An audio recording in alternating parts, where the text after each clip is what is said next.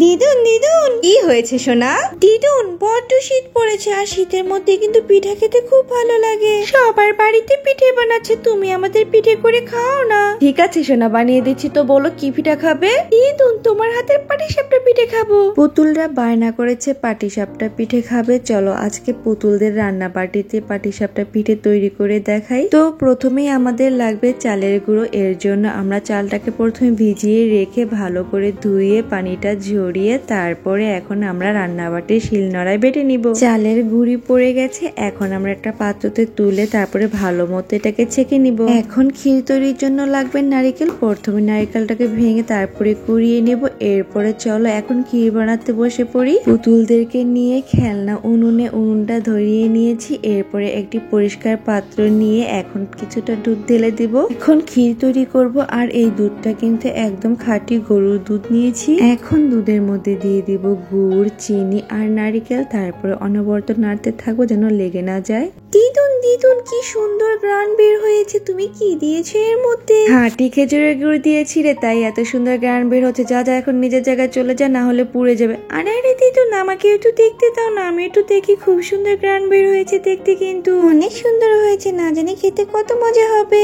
হয়েছে দিদুন, আর প্রশংসা করতে হবে না। এবার জায়গায় যে বসো তো, আমাকে এখন ক্ষীরটা নাড়াচাড়া করতে হবে, তা না হলে নিচ দিয়ে লেগে যাবে। যা ভেবেছি তাই হয়েছে। ক্ষীরটাকে আর একটু দেরিতে নাড়া দিলে একদম পুড়ে যেত। নিচ দিয়ে দেখেছো তলানিতে কতটা লেগে গেছে। এর জন্যই বলি অনবরত ক্ষীরটাকে নাড়তে হবে। ক্ষীরটা যদি ঠিকঠাক মতো না হয় তাহলে কিন্তু পিঠেটাকে তো একদমই মজা লাগবে না। তাই অনবরত সুন্দর মতো নেড়ে চেড়ে ক্ষীরটাকে তৈরি করে নিতে হবে। যতক্ষণ ক্ষীরটা হচ্ছে ওইদিকে অন্যদিকে আমরা পিঠার ডোটা তৈরি করে নিব। তার জন্য লাগবে চিনি, গুড়, দুধ, ময়দা আর চালের গুঁড়ো। তো এখন সবগুলো উপকরণ সুন্দরভাবে মিশিয়ে একটা ডো তৈরি করে নিতে হবে। এর জন্য প্রথমে আমি দিয়ে দিলাম চালের গুঁড়ো। আমি এখানে 2 চামচ চালের গুঁড়ো দিয়েছি। এখন পরিমাণ মতো চিনি দিয়ে দিব, তারপরে দিয়ে দিব গুড়। আমি নতুন খেজুরের গুড় নিয়ে নিয়েছি। খেজুরের গুড় দিলে কিন্তু পিঠের স্বাদটা অন্যরকম হয়, আর শীতের দিনের পিঠে কিন্তু খেজুরের গুড় ছাড়া মজাই লাগে না।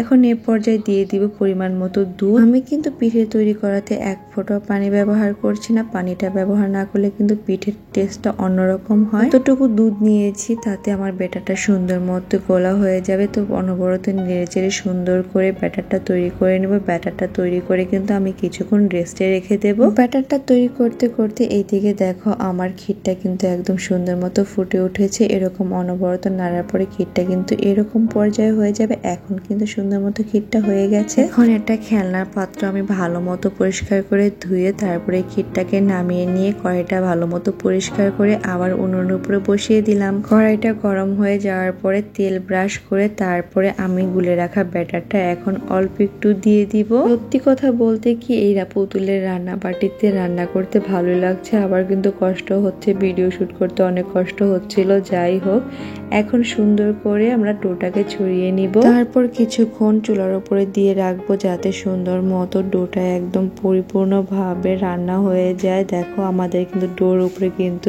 একটা বাবল আসছে। সুন্দর মতো কিন্তু রান্না হয়ে যাচ্ছে। ছোট উনুন তো তাই এরকম হচ্ছে, একটু সময় নিচ্ছে। যাই হোক, সময় ধরে সুন্দর করে কিন্তু রান্না করার চেষ্টা করছি। এখন কিছুটা পুর নিয়ে নিব হাতের মধ্যে, তারপরে দিয়ে দিব পিঠের ওপরে। দেখো আমি সুন্দর করে ঘুরিয়ে ঘুরিয়ে কিন্তু আমি পিঠের ডোটাকে রান্না করে নিয়েছি। এখন আমি পুরটাকে দিয়ে দিচ্ছি। অনেকে ক্ষীরও বলে, আবার অনেকে পুরও বলে। তো এক এক সময় মুখে এক একটা শব্দ চলে আসছে। তাই যাই হোক, এখন সুন্দর করে উল্টিয়ে পাল্টিয়ে কিন্তু আমরা সুন্দর মতো দেখা একটা মিনি পাটিসাপটা পিঠে তৈরি হয়ে গেছে। মিনি পাটিসাপটা পিঠেটা বানানোর পর আমার মনের ভিতরে যে একটা আনন্দ হচ্ছিল তা তোমাদের বলে বোঝাতে পারবো না। যাই হোক, এই রান্না বাটিতে যে পিঠে বানাতে পেরেছি এটাই অনেক বেশি। তো এখন আমরা আরো কিছু পাটিসাপটা পিঠে ভেজে নেব, কারণ আমাদের পুতুল তো অনেকগুলো, তাই এক একজনের করে একটা একটা করে দিতে হলেও তাই অনেকগুলো পিঠে বানাতে হবে। তো একটা একটা করে দেখো আমরা অনেকগুলো পিঠে বানিয়ে নিব। দেখো সবগুলো পিঠে ভাজা কিন্তু হয়ে গেছে। প্রায় অনেকগুলো পিঠে আমরা ভেজে ফেলেছি আর সুন্দর মতো কিন্তু প্লেটটাকে সাজিয়ে নিয়েছি। খেলনা রান্না বাটিতে কিছু রান্না করার আগে কিন্তু অবশ্যই পাত্রগুলোকে ভালো মতো ধুয়ে নিতে হবে। আমি কিন্তু খুব সুন্দর মতো পরিষ্কার করে ধুয়ে তারপরে এগুলো ব্যবহার করছি। দেখো কত সুন্দর হয়ে গেছে পিঠেগুলো।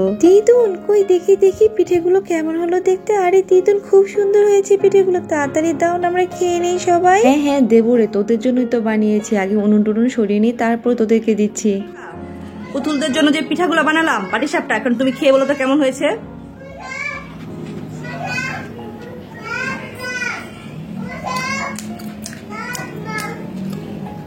কেমন হয়েছে কি বলো, মুখে কিছু বলো, কেমন হয়েছে? মজা তো হয়েছে? পুতুলদেরকে খাওয়ানোর আগে আগে তোমাদেরকে দেখিয়ে দিলাম পিঠাটা খেতে কেমন মজা হয়েছে। এই দেখ তোদের জন্য পিঠে নিয়ে এসেছি, তাড়াতাড়ি করে চলে আয়। দিদুন সবার আগে কিন্তু আমি খাবো। আরে না না না, আমিও খাবো। আরে আরে করছিস কি তোরা, আস্তে আস্তে খা, তা না হলে তো গলায় আটকে যাবে। দিদুন তুমি কি পিঠা বানিয়েছো, দারুণ হয়েছে খেতে। বন্ধুরা আমার দিদুন না অনেক কষ্ট করে পিঠা বানিয়েছে, প্লিজ আমার দিদুনের জন্য একটা লাইক করে দাও না, প্লিজ প্লিজ একটা লাইক।